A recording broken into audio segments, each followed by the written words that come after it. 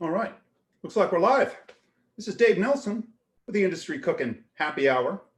Thanks for showing up, everybody. And we're going to do this thing. This is the Delishy-Fishy show today. And I have to shout out to my lovely wife, Sandy. She came up with the name and it just fit the moment, okay?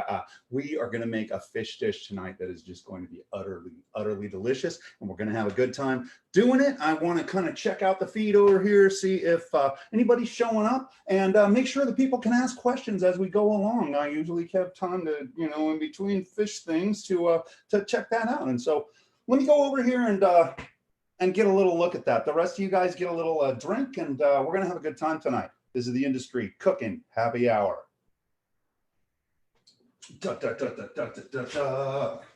All right, it looks like we're happening, and we've got several lucky viewer. Okay, I'm just gonna go ahead and get into this because that's what the show's all about. Okay, I do this every Monday, and I do it kind of from the heart. Okay, this is all coming from me. I have been teaching culinary arts for a long time, and one day I kind of decided I was watching food TV, and I just decided this looks nothing like what we talk about in culinary in school. And so what I want to do with this is just have those adult kitchen conversations with you and just teach food. I think there are so many people out there that don't know how to cook their way out of a paper bag. And hey, it's something I know, okay? And so I'm going to walk us through some really cool stuff today in my crappy little kitchen, okay? What we're gonna look at, it's the Delishy-Fishy episode, of course. So we're going to be looking at fish, okay? I'm going to be kind of talking about, we're going to be looking at round fish, but I want to kind of break down, what we talk about when we're introducing fish to a culinary student, right? And so, a couple of things to think about along the way. So we'll kind of cover that. Other things to look at, I want to bust out some tools. We have some specific tools we use when we're breaking down fish, okay? And by the way, I will say I am not a fish butcher or anything like that. I know just enough about fish to be dangerous with them, okay? And so we're going to cover tools, okay? And then we're going to talk about scaling fish. Sometimes we'll remove the skin altogether, but other times we take off that scale and then we can get a really nice crispy skin on that fish, and that's what I'm looking for today, okay? So we'll be scaling this fish today. We're going to gut the fish, and I'm going to remove the head and the guts at the same time, so I'll show you a little trick for that. We are going to fillet this fish, okay? This is specifically a round fish, and we'll kind of talk about all of that, but there's kind of some broad techniques to use when you're breaking down round fish, and so that's what you're going to see today. Once I get it filleted, I want to kind of take care of a little more cleanup. You'll see me kind of remove some bones and things like that. We'll look at that, and then we're going to score the skin, okay? I'm going for a crispy skin fish tonight, and I want to score that skin, and we'll show you what that's all about as well, okay? What we're really talking about is breaking down a fish, but we're also talking about setting up a saute station tonight, okay? That's the second lesson among all of this. Let me get another little sip here, okay? The second lesson is basically we're going to make a Meuniere, okay? This is, we're using black sea bass today. I got it at a local market, and I'll kind of tell a little story about that. But this Meuniere, meaning miller's wife, okay? Miller, the guy who makes the flour, he grinds the grain to make flours, and the miller's wife is going to dredge fish in flour before frying it, okay? And she's going to just finish this. I love this dish. This dish is just nothing but lemon, butter, and parsley. It's just very simple, but it is so delicious, especially when you get that fish nice and crispy on the outside. It's a beautiful thing. So we're going to be kind of laying out a saute station here, and once everything is together, we've talked about saute before, once everything is together, then you kind of saute, you start your saute dish, and it only takes you about 3 or 4 minutes because everything's kind of ready to go. And that's what we're going to talk about. It's one of those adult kitchen conversations of how to set up a station and execute service even in your own kitchen at home, because there's no difference when you're cooking at home and then I'm going to try this again. There is no difference from when I'm cooking in a restaurant or something like that and you're cooking at home, right? It's the same techniques. And so I think it's a valuable conversation to have. And I think I hope people appreciate it. Okay, I'm gonna have another one of these. Let's see if anybody's here. Oh, heck yeah, we got all kinds of people out there. This is awesome. Myra, former student of mine. I love seeing former students out there. Hey, this conversation is probably going to seem very familiar to those of you who had me for a culinary arts class in the past in this region here, and I've got a couple of thousand of you in this region over the last years. Okay, so awesome. Alma's out there. Very good to see you, young lady. Cool, super cool. Tell your friends, share it up. Industry Cooking Community is going live right now, and we're doing an industry cooking happy hour, and I'm breaking down fish. What happens if someone walks up to you on the street and hands you a whole fish? What do you do, hot shot? Okay, I'm going to talk about that next. Okay, but you know, we got a lot of stuff to do before I get into that. Okay, so let me take another little sip here. And we're going to talk a little bit about the kind of fish we're breaking down. Okay, so when we are looking at, you know, first day of culinary school fish section, okay, we're going to kind of break it down, break fish down between like shellfish, right? Because shellfish isn't the same as finfish, right? So when we're looking at finfish, oftentimes we kind of categorize it between freshwater fish and saltwater fish, and most fish are in the saltwater. There aren't very many species of freshwater fish compared with, right?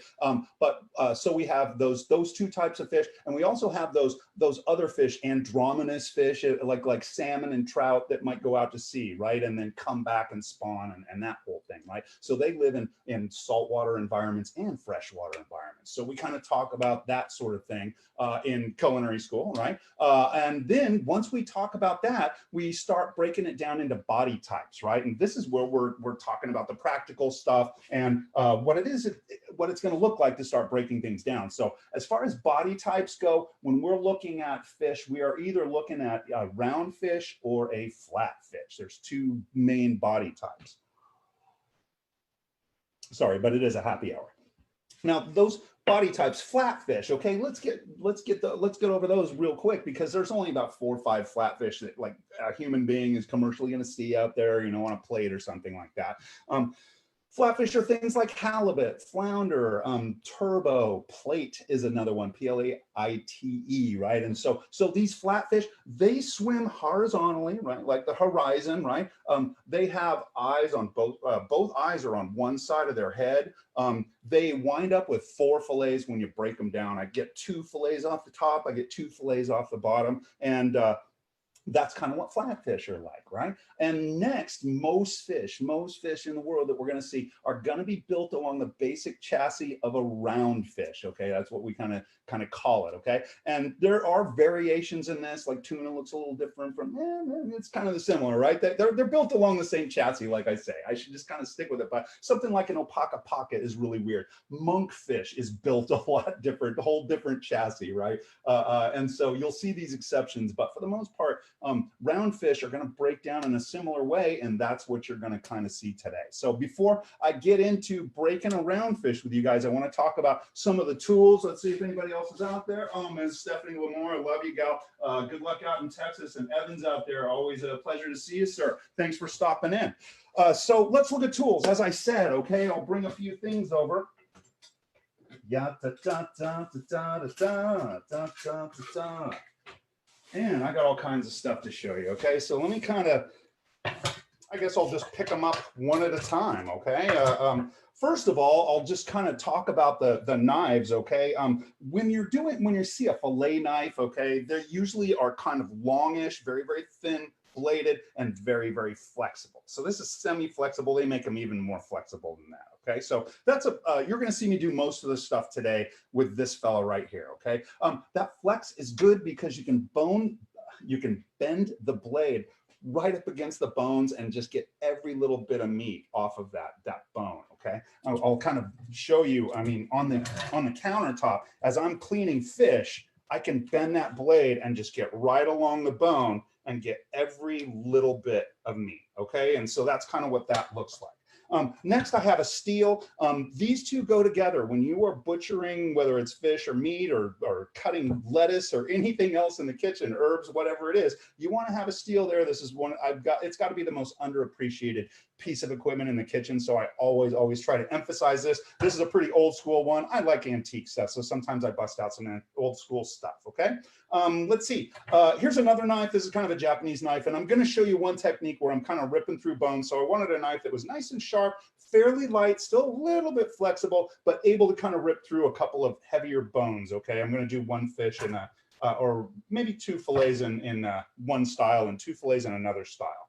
Let's see, next I've got some scissors. I'm just going to use these because I used them in culinary school. I didn't want my students to stab themselves on the spiny fish that we got in, and I've got a spiny fish today, and so I'm going to go ahead and kind of show you what that's like. It's not a bad practice. If you're playing with these fish at home, you don't want to get jabbed by these guys. So you'll see me bust those guys out, and then fish pliers. These are forceps, needle nose pliers. You'll see a lot of chefs will have some kind of tweezers or something like this so they can pull fish bones out of a fillet. Now, the fish that I have today, I'm going to kind of show you that it really kind of tears it up to use this method of using the pliers. But something like a salmon, I have this around for things like salmon. Something with like a salmon, I'm going to get really close in there, and I'm going to pull a bone, grab it, pull a bone, grab it, pull a bone, grab it with my fingers, and I'm going to go all the way down that salmon, pulling those bones out. But the bones in the fish that we're using today just stick to the flesh so much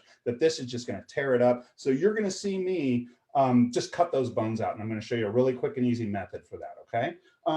Finally, no, not finally, I got a couple more things. I like these bench scrapers. This is good for doing fish day because it's kind of nasty, and I want to be able to clean my board really well. If you're using wooden boards or plastic boards, I mean, this is a very nice tool to have. I recommend you have one in the kitchen. Take care of it. You don't want to bend the corners because that will scratch up your board, okay? So just keep that. Don't put it in a drawer or anything like that, and those are nice to have. Let's see, other item, fish scaler. This probably isn't something that you would see in everybody's house, but I just happen to have one. And I'm going to kind of show you how to use this, and I'll try and show you how to use a knife as well. You can just use the back of your knife, quite frankly, but this guy is very, very effective. And so I'll probably pull him out. He's like a solid toothbrush or some kind. And when I'm doing the scale, the big trick when I'm doing the scaling is I'm going to put my little fish inside of a bag, and that's going to trap most of the mess in here. Fish scales, I'll get back up here. Fish scales are just notorious for just getting everywhere. And when they stick to something, it's like protein, right? And it just glues to it, right? Glue is protein do, basically, right? And so they're really, really tough to get off. So I'll put the fish in a bag and try and do my scaling in there for around the house, right? In a kitchen, heck, I can do it out on a sink and just hose the whole darn thing down. Not a big deal, right? But yeah, in the house, this little bag is going to save me, okay? I also got an extra little bag for fish guts. Usually in culinary school, I tell the students, well, you know, you don't want to put them in fish guts in your garbage can, so maybe somebody else's garbage can around the kitchen, but you don't want to sit there smelling that stuff all day, right? But I'm just going to put it in a little plastic bag, and we're just going to kind of discard that, okay? We're not going to get too far into the guts. And I think that is most of my tools, okay? There was the fish scaler. There was the bench scraper. There were the needle nose pliers or forceps for getting like salmon pin bones out. Scissors, optional, okay? I don't know anybody else that uses those, okay, other than me. I've got a fairly sturdy knife, okay, that's fairly sharp and light. A steel, of course, always got to push the steel. And of course, your flexible fillet knife, okay, nice and flexible, okay? And those are the tools we're going to be getting into. I think the next thing we're going to do is meet our special guest star. So let me move all of these pieces out of the way. I think this will be a pretty short class, okay? Although I do tend to go on. Stream of consciousness. All right, laying it on down. Let's see, anybody new? Hey, Jose, nice to see you, sir. Oh yes, it's gonna be a good one, folks. We are breaking down fish. We are sauteing it up so simple and nice. It's gonna be delicious, so delicious. It's a happy hour, so pour one for yourself. And if you haven't, then that's all right.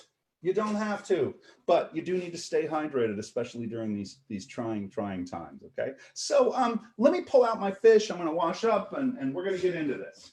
So we're gonna start talking, I wanna talk a little bit about like checking in fish or looking at fish, and maybe I'll just tell you about the story of today, okay? All right, Yeah, if anyone's ever read Anthony Bourdain Kitchen Confidential, there's a chapter in there, and the chapter was really started out as a magazine article, and this spurred the book, is from what I understand. Okay, and the article was about things to avoid in a restaurant. One of the things they talked about, one of the main things they talked about that started off the whole chapter of the book was you don't order fish. The fish special on a Monday, right? You think about it, that fish has got in on Friday, probably, you know, maybe Saturday, but it probably got there Friday and went through Saturday and it went through Sunday brunch, and nobody bought that either, you know, and finally it's sitting there on Monday, and that's what you got, right? And it's not looking too pretty, right? And that's what they're selling you on those Monday fish specials, right? So something to avoid. And it's really a true thing. Today, just my experience, just trying to find a couple of nice little fresh fish, the fresh whole fish that I could show for this little demonstration was a little challenging. And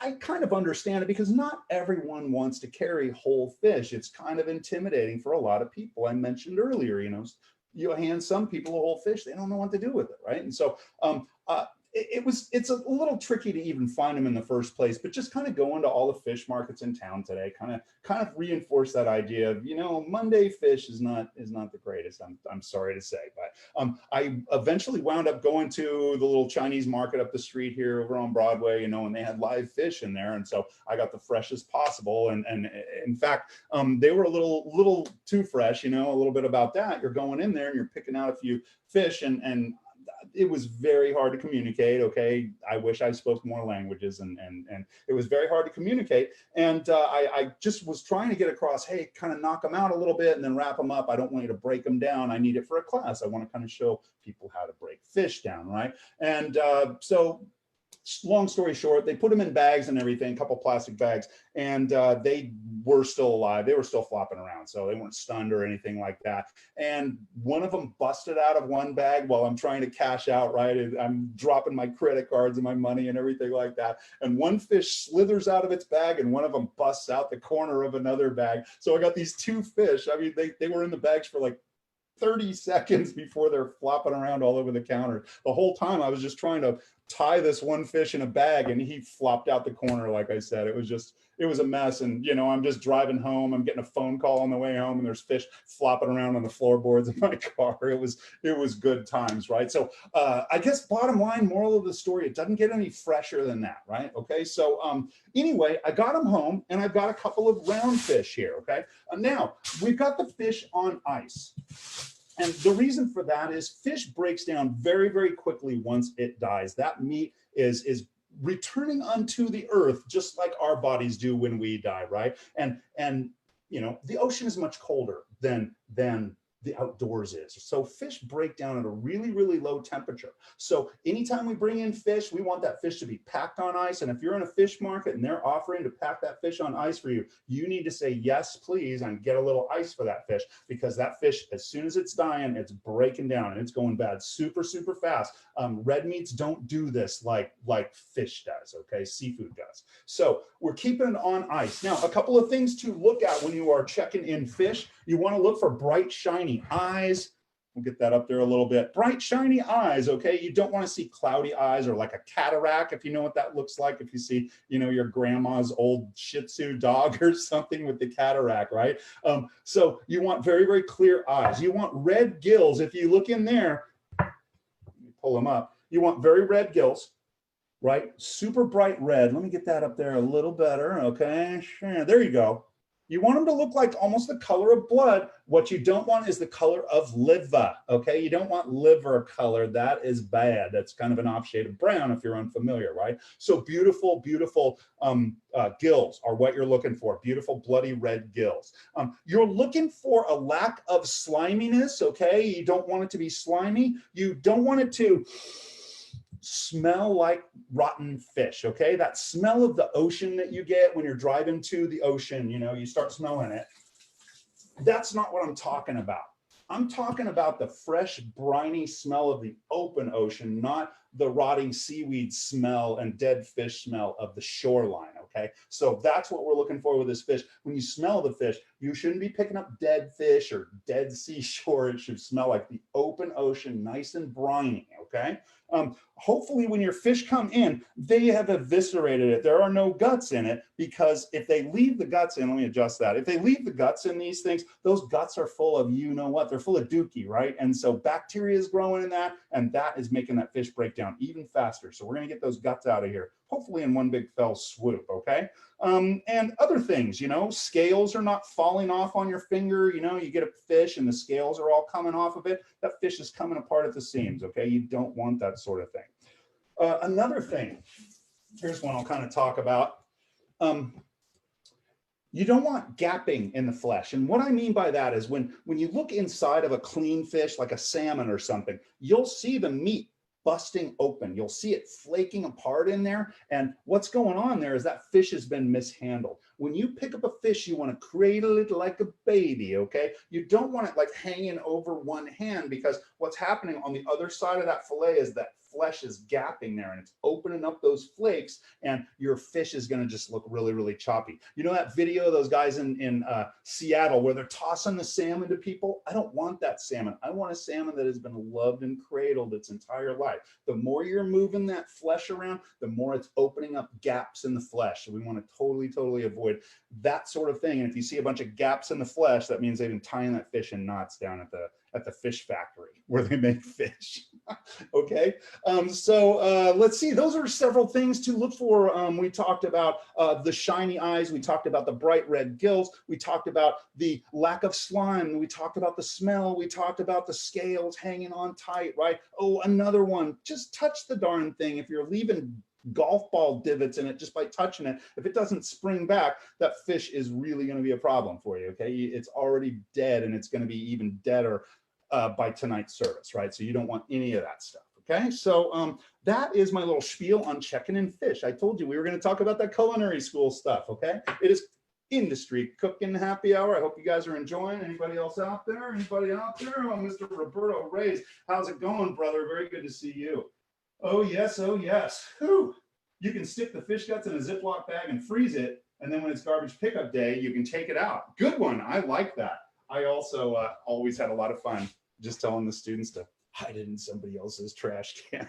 Hide it in the pastry chef's trash can. Still wondering where that smell came from.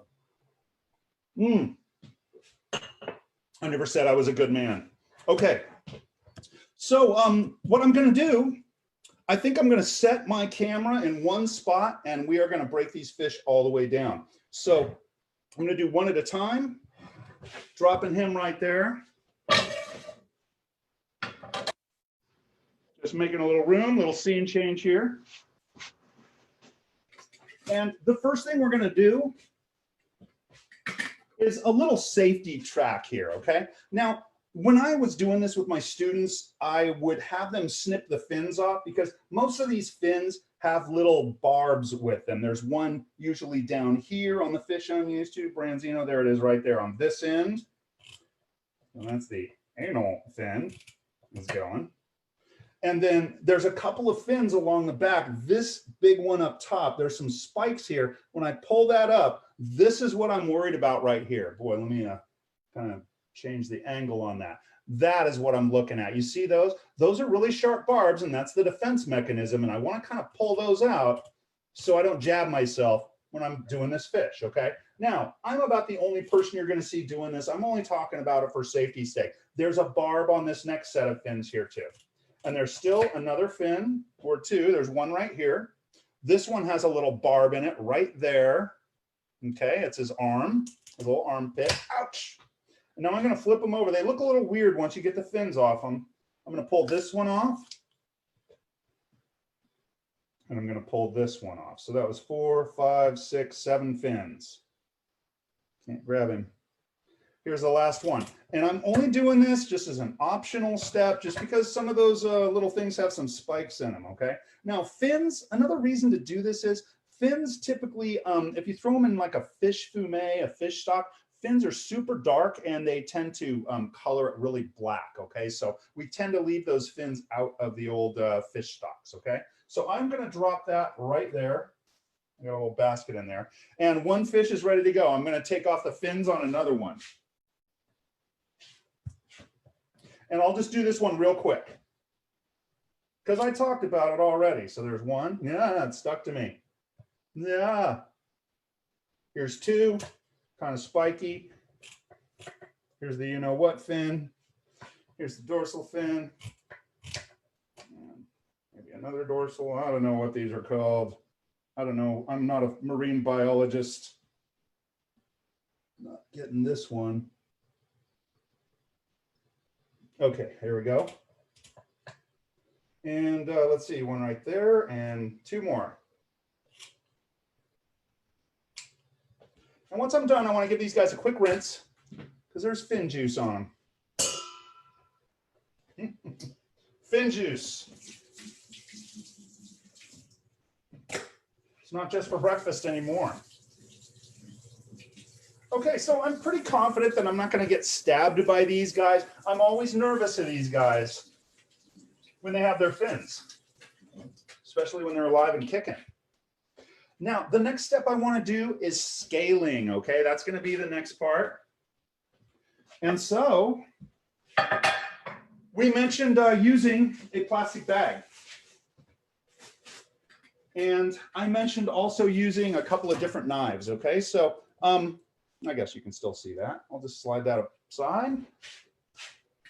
And I have a knife and I have this. Okay.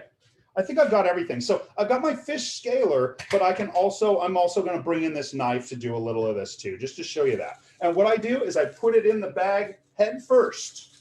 And then they're a little slippery in there, but I start at the tail. Like I said, slippery little guys.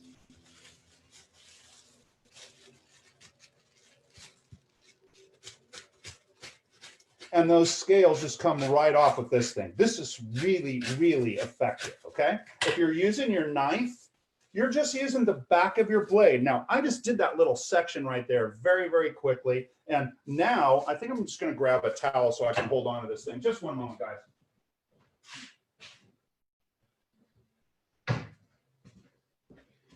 Because I can't hang on to this thing. So grab a towel. And then when you're scaling with your blade, you're just going backwards, okay? I'm afraid I'm gonna get scales everywhere, but you'll be able to see this better, okay? And those scales, I'm just going backwards against the grain, just like petting a cat backwards, right? How its fur just doesn't wanna go in that direction, okay? And having this towel, believe me, has made it a lot better, okay?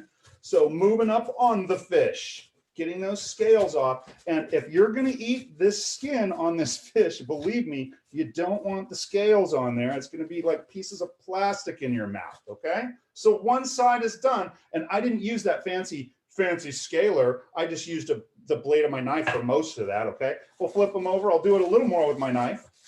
This fish is almost done, okay? Okay, and this time I'm starting with my knife and I'll kind of poke them in there a little more. And you saw how I was doing this earlier. As I go, I kind of peel the bag down it like a peeled banana, right? I'm kind of pushing it off. And I'm going to switch back to the other one for the rest of this, okay? I'm going to leave those scales inside the bag. I don't want them. By the way, you don't want those scales going down your sink. They will clog up your drain like nobody's business. So the bag trick. And we'll be done real quick now that I got this thing deployed. I've deployed the scaler. And that one's pretty good, okay? Now I've got a little catch in my drain to catch any scales. And I've got one of my fish completely scaled there, okay? I'm gonna switch fish. My second fish is going in the bag. You guys are pretty slick. And we're going to do the other one. Let's do it. All right. Like I said, this will go faster because I'm just going to use this scaler. It's very efficient. You don't need to really dig in if you have one of these scalers, by the way. You don't want to tear the fish up, like I was saying. And one side is almost completely done. Super fast. Make sure you get the belly, all those little guys. Okay, I'm gonna flip them, get them back in the bag. Last one. This probably looks pretty gross on film. But it's beautiful. You're gonna thank me for the bag trick. And by the way, when you do this fish right and that skin is all nice and crispy, oh my gosh, it's a beautiful thing. All right, the fish is scaled. Both fish are scaled. And we're getting ready to, I'm going to eviscerate both fish. Now, I have that bag from the scales earlier, and I'm just going to put the guts right in that bag, and we're going to tie it in a knot, just like Juan was saying a little earlier, or I think it was Robert, about getting rid of those guts right away, okay? So I'm going to go ahead and put my fish on top of a towel here, a wet towel, so it's not rolling around quite so much. And what I'm going to do is I'm going to cut the head, and I'm also going to open up the belly here. And then what I want to do is snap the head forward, and I can pull the head and the belly, and the eviscera out of the fish, okay? Now I'm going to start at the poor little guy's butt. It's right there, and you can tell where the butt is because there's a little hole there, just like on everybody else, okay? I'm going to move forward, and I don't want to cut deeply. So you can see the tip of my knife is just barely going in there, and I'm moving forward with it. My hand is perfectly flat here, and I'm going towards the jawline, okay? And I don't go all the way through up here. I don't need to. All of this is going to pull out the guts, hopefully, or most of them. I want to cut basically right around, there's kind of a hard plate here of cartilage there, and I want to kind of cut around this area. So I'm going to kind of go underneath where his arm was, okay? So I'm in his armpit, and I'm on the other side of these hard materials. There was also a fin down here, and I'm going to go ahead and cut right there to where the head is. And so I just made kind of a curving cut to the top of the head, and that kind of picked up where I cut earlier. Okay, you guys see that opening? I'm going to flip them over, and I'm going to do the same thing. You can see this hard gill plate here, and then there's just a little more cartilage here. Here's where his fin was, and there was another fin there. I'm going to pick up where that other fin was, and I'm just going to get around the cartilage. I just ran into it. Come on. There we go. Around the cartilage, and I'm just curving up to the top of the spine. And then what I do here is I just snap it, and all of the guts come out. Okay, now this one had some baby fish in there. Oh, come on. And there's some roe, actually. A few little roe sacks, okay? So that's something a chef might hold on to and cook those up and turn into a sauce for the dish or something like that. I think I'll just hold off on those today. I might throw them in a stock. Now, one thing you don't want to get into the bile duct. You'll see a bunch of green liquid coming out of here, yellowish green liquid. You get that on there and it's very, very bitter, but most of my guts all came out in one piece along with the head, okay? I'm gonna go ahead and just toss that today. I could kind of use that head for a stock if I pulled the gills out of there, but I'm not gonna get into that today. I'm gonna do well, I think I'll just set that one aside and we'll pull this one out. We're gonna do the same thing, okay? I'm gonna flip them over. I'm gonna find that little butt. Okay, look for the hole part, okay? There's a hole right there, and I'm just barely hooking the tip of that knife in there and moving forward. I'm going in between where his two arms were and all the way up, all the way up to basically his lip there. Now I'm gonna start at the top of the head, and I just kind of go around this little gill flap. By the way, there's a little point on this gill flap on this bass too. Most of the bass have all of these little spikes all over them. It's like barbed wire. So I should start over, okay? I'm gonna usually start underneath where his fin was down here, and I connect a line up to the top of his head. It's kind of almost a curve there. And I'm gonna do the same thing on the other side. His fin was right there, and I kind of cut in there, and then I avoid all the hard cartilage in there and go around this head area and connect that line right there. I don't wanna go too deep. And then I bend downward and pull out all of those guts. So I'm just gonna go with all of it. There's a lot of roe in these guys. They're mama fishies. I'm just gonna 86 the roe today. All right, so there's just a few little things in there, but that fish is essentially clean. Not so bad when you know that head trick. You pull off the head and everything kind of comes with it. I'm gonna rinse things we're breaking down a round fish. These bass and little cod, little rockfish and things like this. Your panfish are kind of similar to this as well. Your perch and bluegills break down like this. A lot of your round fish. When I'm doing something like a salmon or a trout, I would break it down slightly different than what you're seeing today. So I've cleaned 2 of them, and now we're getting ready to fillet these fish. Now, there's a couple of methods. I'm going to show you one where let's do the standard fillet first, okay? I think I'll do that. For that one, I'm going to pull out my flexible fillet knife, okay? See that tip on there? Before I get into this, I'm going to pull out my steel, zip, zip, zip. I can't do it at that angle. Let's go up here, okay? There's certain jobs where I will not touch the job until I have run my knife over a steel a few times. As I'm doing this, very, very gentle. This is a well-worn steel, so this is not very radical here. This is just to kind of redress my edge, just keep it like a barber uses that leather strop thing, right, with this razor. That's what I'm doing with this thing right here. It's not really sharpening, but it's realigning my edge, okay? So usually about 8 or 6 little strokes and it's good to go. But like I said, certain jobs, I'm just not approaching that job unless I use that steel, okay? I can't say enough good things about the steel. Before I get into this fish, I need a break here. Let's remember it's happy hour. I'm thinking I'm probably getting fish scales and guts all over my computer now. I'm checking it out. It's pretty nasty over there. Good times, good times. Okay, so the first fillet that I'm doing here is really just kind of rolling the fillets off of the chassis here. Now, let me kind of point this fish at you. And if you look at the skeleton of this fish, you're going to see the spine is kind of down there a little bit. It's like about a ½ inch into it almost, or, you know, a couple quarters of an inch. And then you've got bones radiating downward on both sides, rib bones. If you just saw the skeleton of this thing straight on, it would look like a Mercedes-Benz insignia or a peace sign. Get it? Okay. You've got rib bones going down on both sides and then one kind of a bone coming up. And that bone coming up kind of ties into these dorsal fins that were there. So the idea here is I'm going to get my knife along one side of those dorsal bones that are sticking upward, and I'm just going to kind of peel a fillet off. And then I got to make a second cut on this side and peel the fillet off of this side. Okay. And so that's what this is going to look like. Okay. Let me make sure I got a good angle here for the nice people at home. All right. I'm going to start at the head on this one, and I'm just going slightly off center with my knife, right? Not right on top, but slightly off center. And I'm just going to make one cut. Now, if you didn't scale your fish, you might run into a few scales here if you missed a few.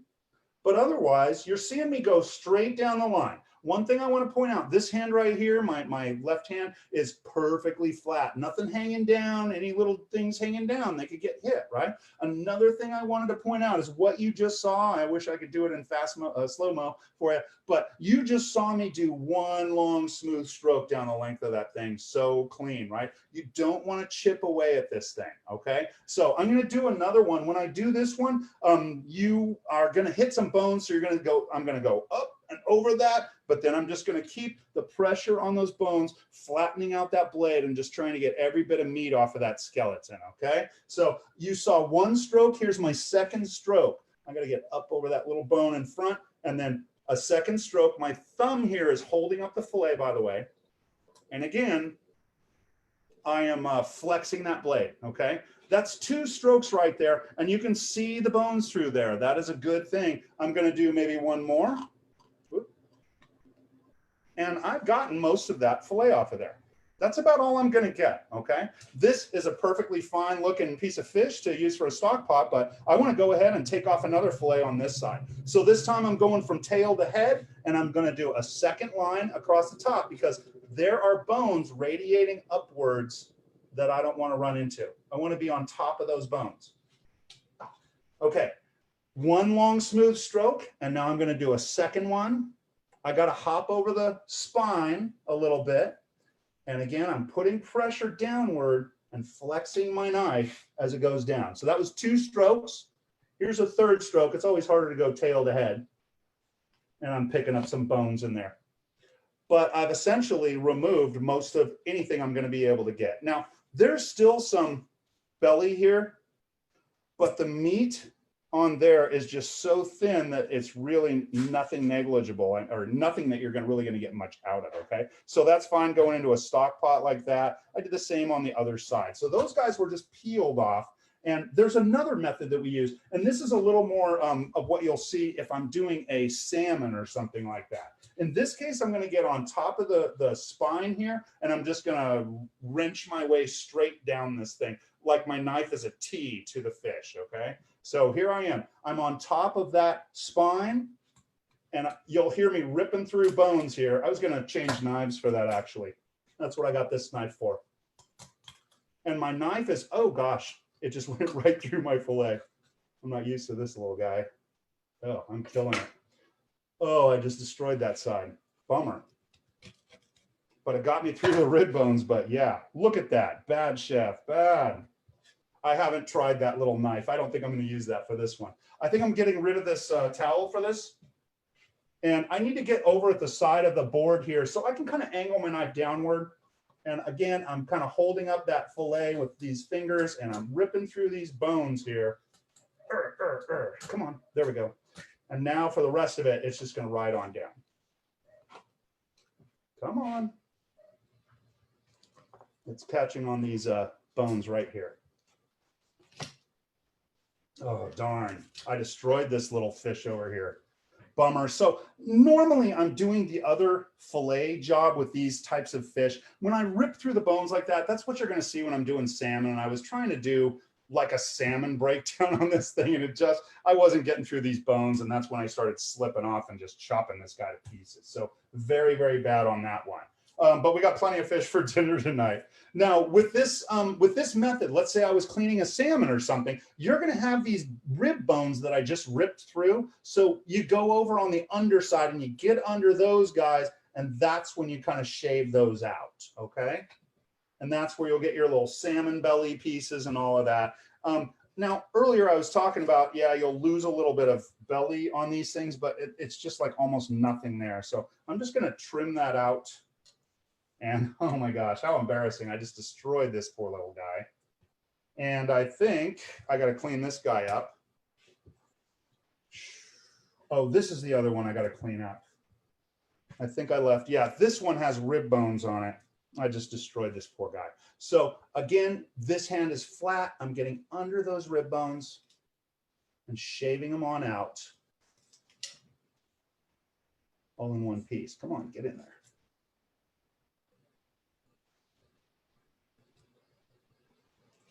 There we go.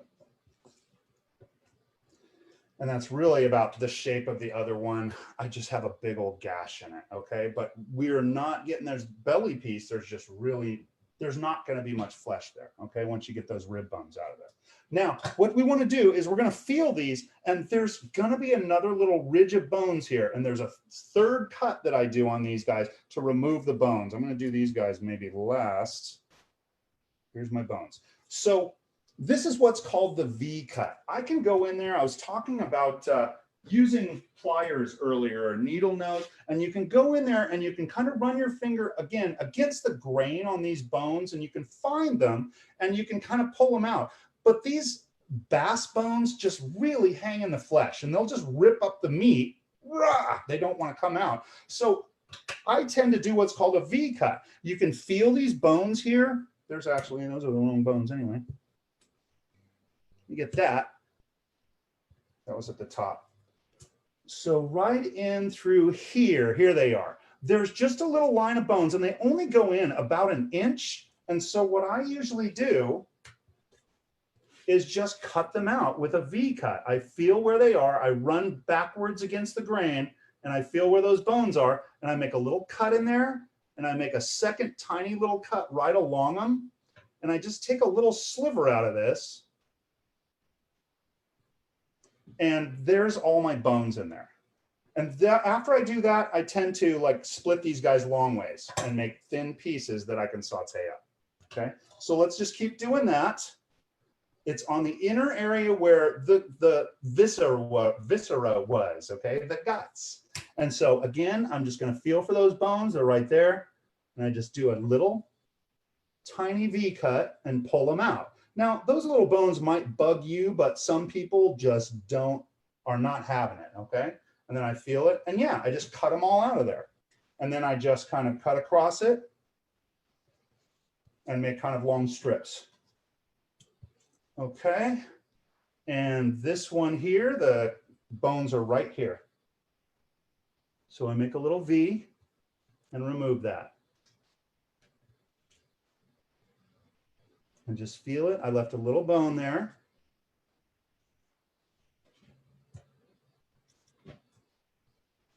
Looking good. And then I think I'll leave that alone.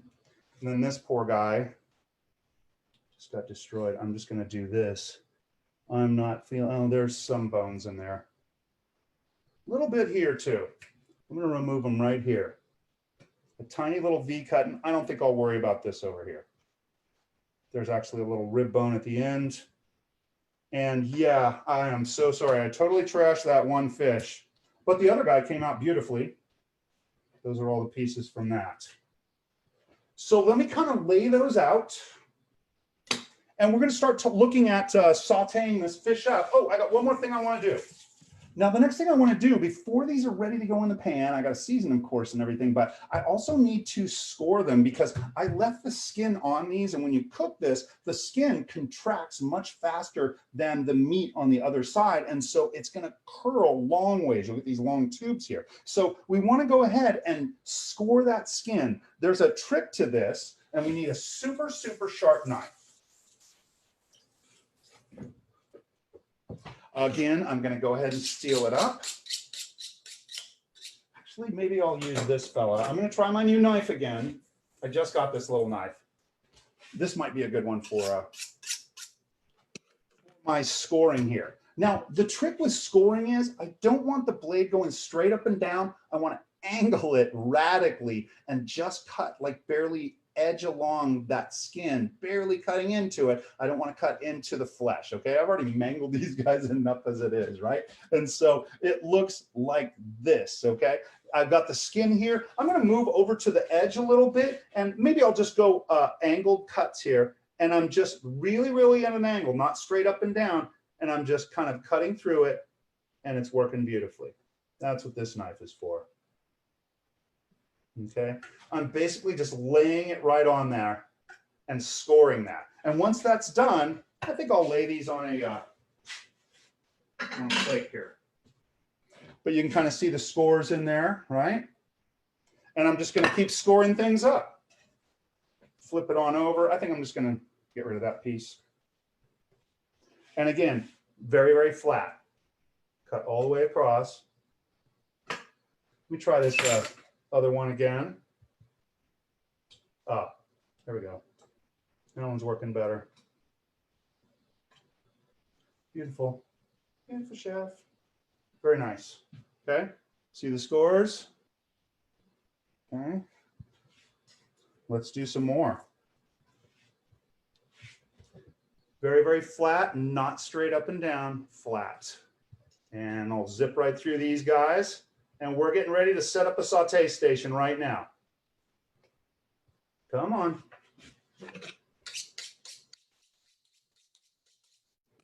Zip, zip, zip. Come on, baby. People are getting hungry. And there we go.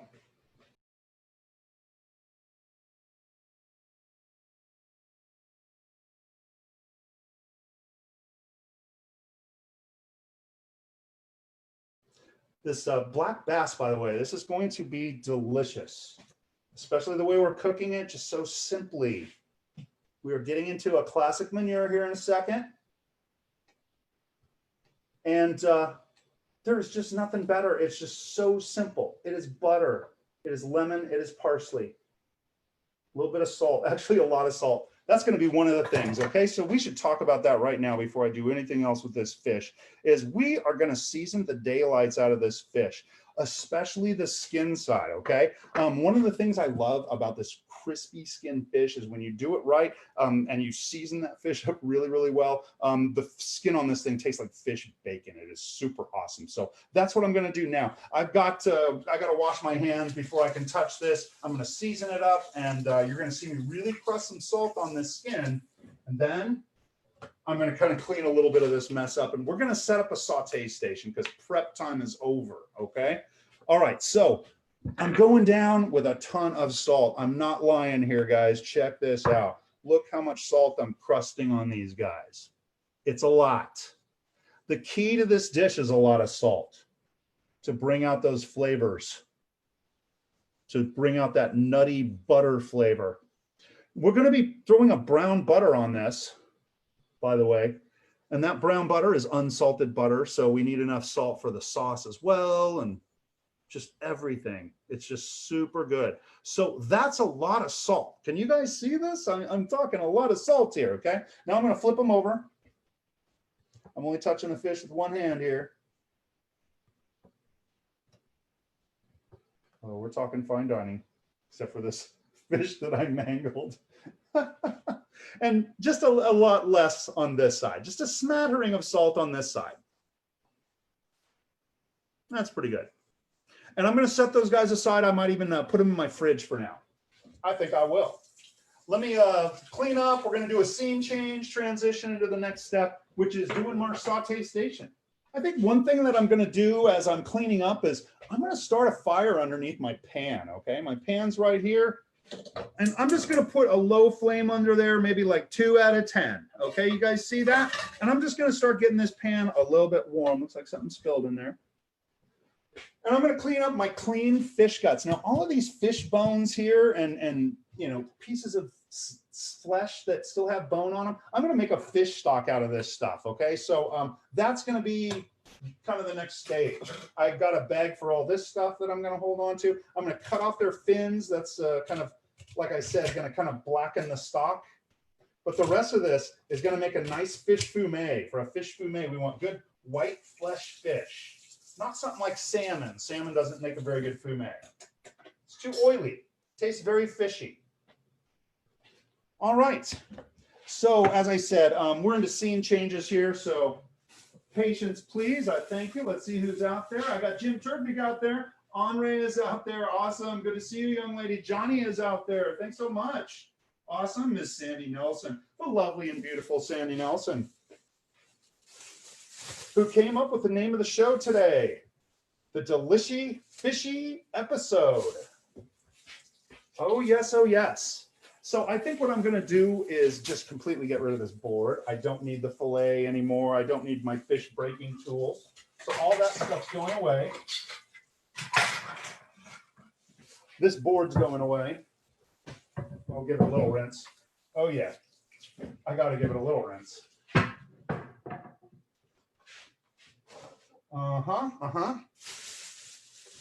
Tying this up. And these fish bones, I'm going to go ahead and freeze. Going straight in the freezer right now. I got to do a whole wipe down here before we get into this. Oh, it's beautiful. Oh, it's beautiful. Okay.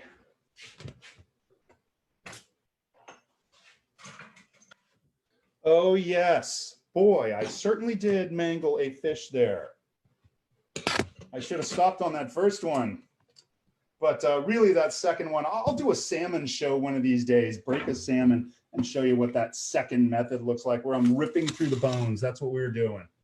All right. We're kind of getting there. We're getting a little closer. Getting very close. Oh, yes. Oh, yes, oh, yes. Getting the old girl set up. My pan's already heating up. And the next thing we're rolling into is a classic. Well, this is going to be a black bass a la Meuniere, okay? And so that's what you're getting ready to see. I only need really 4 ingredients here. 5, I guess. 5 ingredients. Let's go with 6. No, we'll leave it at 5. One thing I want to do is add a little pepper to the mix on this fish, that seasoned fish, and I'm going to work a little cayenne onto this. And cayenne is kind of my chosen pepper a lot of the time when I'm doing fish dishes. I want to airdrop this stuff so I'm not getting too much on there. I don't want to make cayenne fish here or Cajun fish here. I just want enough spice on there to bring out other flavors. Oh boy, that got a little crazy over there, Daddy-o. All right. So I just added a little bit of cayenne pepper to it, and that fish is about done. That's all we're doing with it for a time. Now, another thing I need is some neutral oil. I just got some peanut oil. I don't want to show you the label or anything, but I'm going to use peanut oil. I want an oil that's going to withstand a high heat here and not kind of start breaking down. Everybody's got their own like favorite oil. I don't really have a favorite oil, but everybody's got an oil they kind of like to use. And I would just say, just avoid oils that are going to reach a smoke point really, really quickly or at a low temperature. Things like whole butter is going to burn before you can get it very hot. Or I'm sure everyone always hears like extra virgin olive oil is not the best thing to sear in. Okay, so peanut oil is going to give me a nice little high heat here and allow me to really get a good golden brown on this fish. This fish is not going to take long, by the way. We're getting close. Now, another thing, I've got some butter. It's all chunked up and it's ice cold. This could be a little warmer than this, but that's all right. Okay, I've got a lemon on a fork. Okay, that's my standard thing with lemon juice. You're going to see me do that, and I got another lemon in there.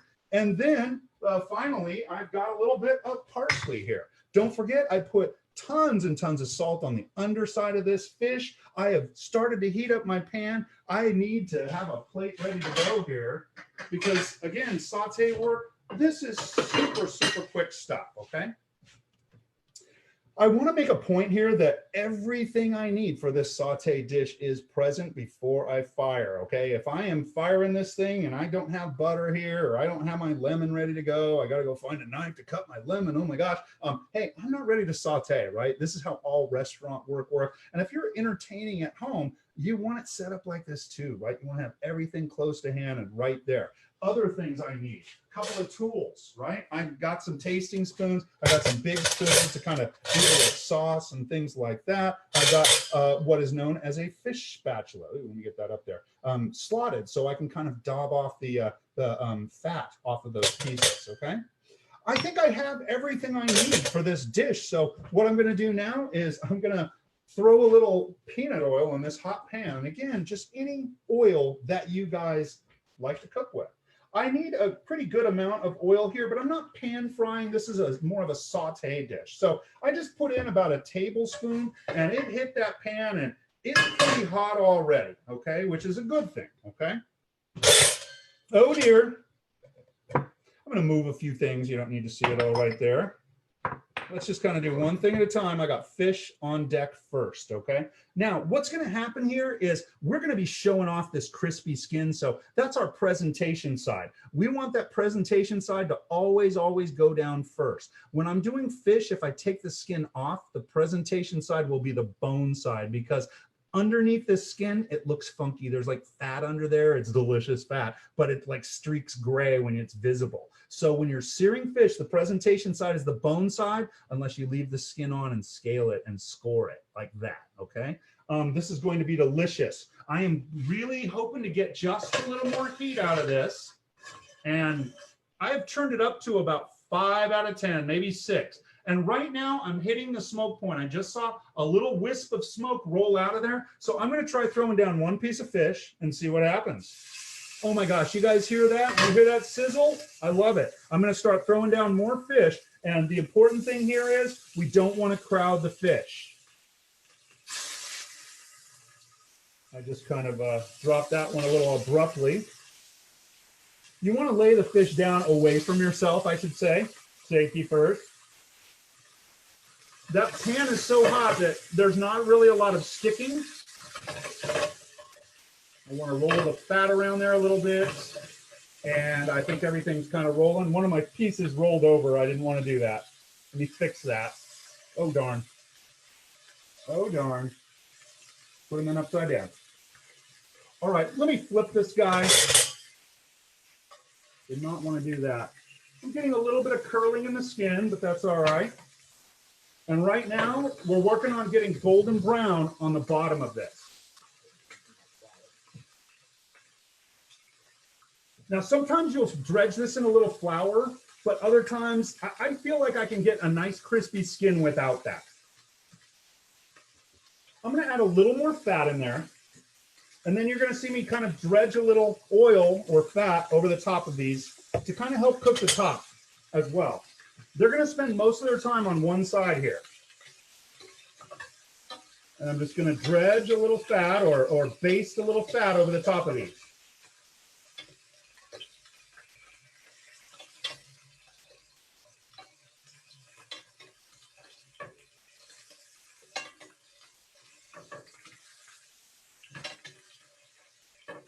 And notice I haven't tried to flip them yet, just that one that kind of fell over. But I want to leave them on one side and really, really develop a golden brown here, okay? We're looking for that GBD. Just doing a little cleanup while that sears.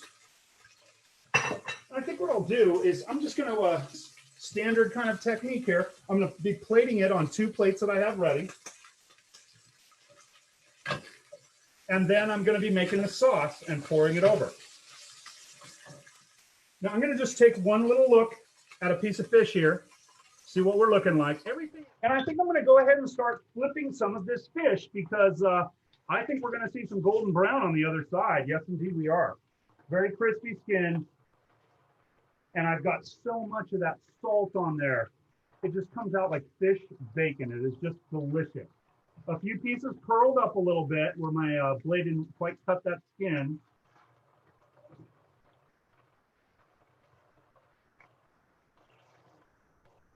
And I've got some beautiful golden brown on those pieces. I'm going to crank it, baby. Cranking it all the way. I'm going to give it a little baste.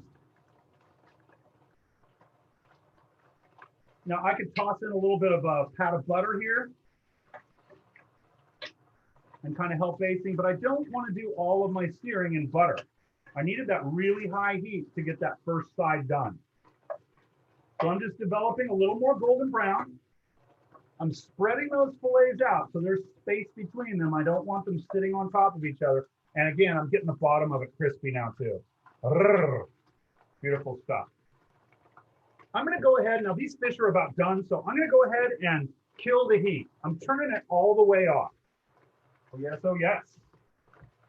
It's going to be good. That's a beautiful color there.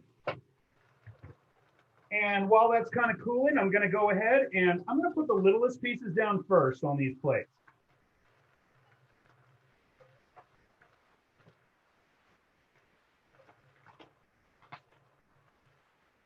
Hide the little guys, show off the big ones.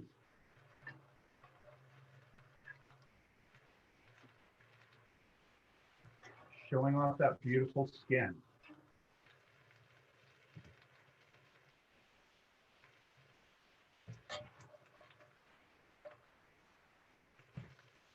A little extra here, I think I'm gonna just throw on down. I'm gonna give my wife the big part, the big side, okay?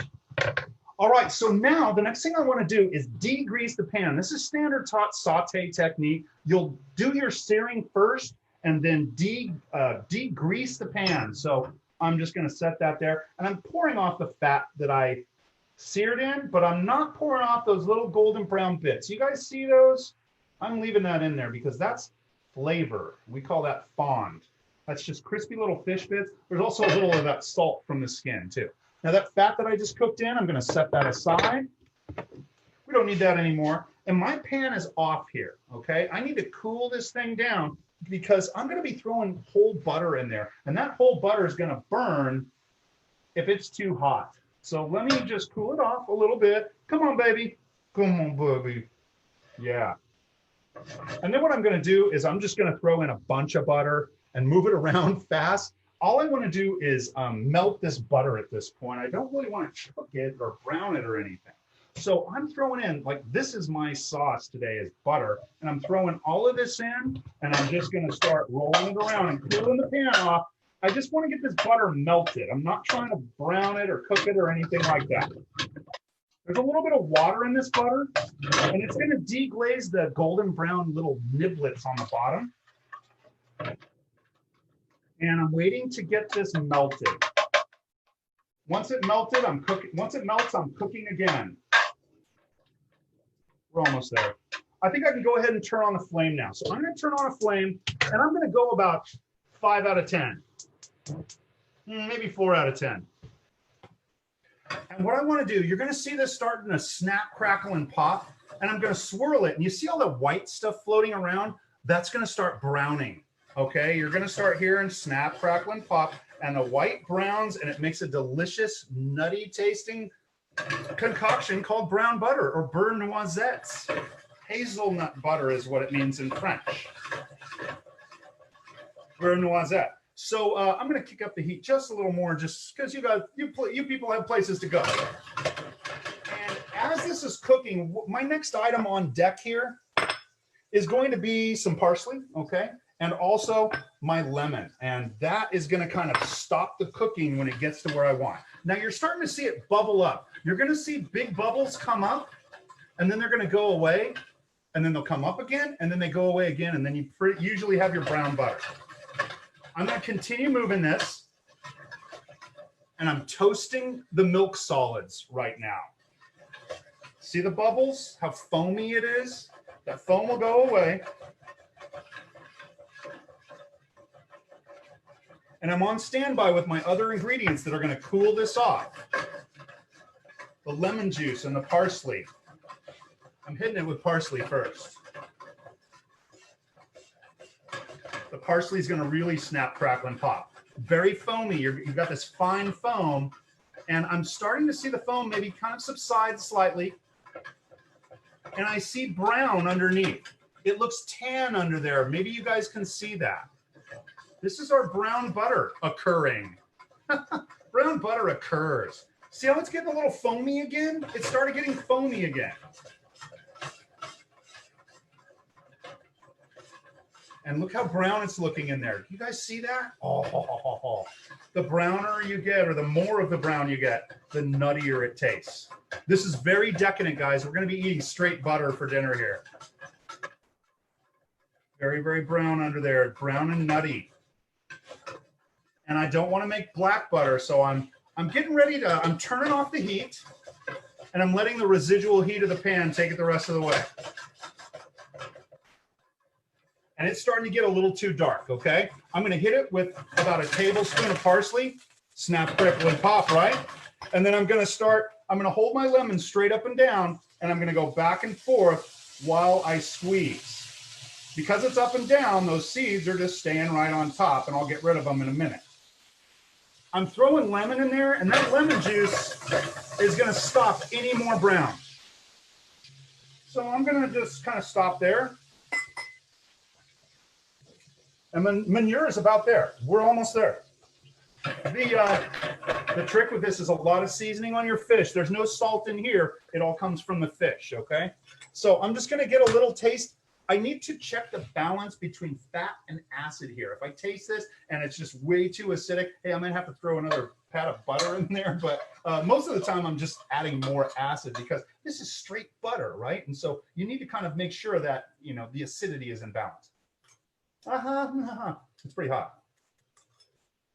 Oh yeah, very nicely balanced. Sometimes I get lucky, right? And so you can see those brown bits in there. I want to see those little bits on the plate. Sorry, let's get them down. I want to see those little brown bits on the plate and also those little green bits as well. I'm going to go ahead and pour it over.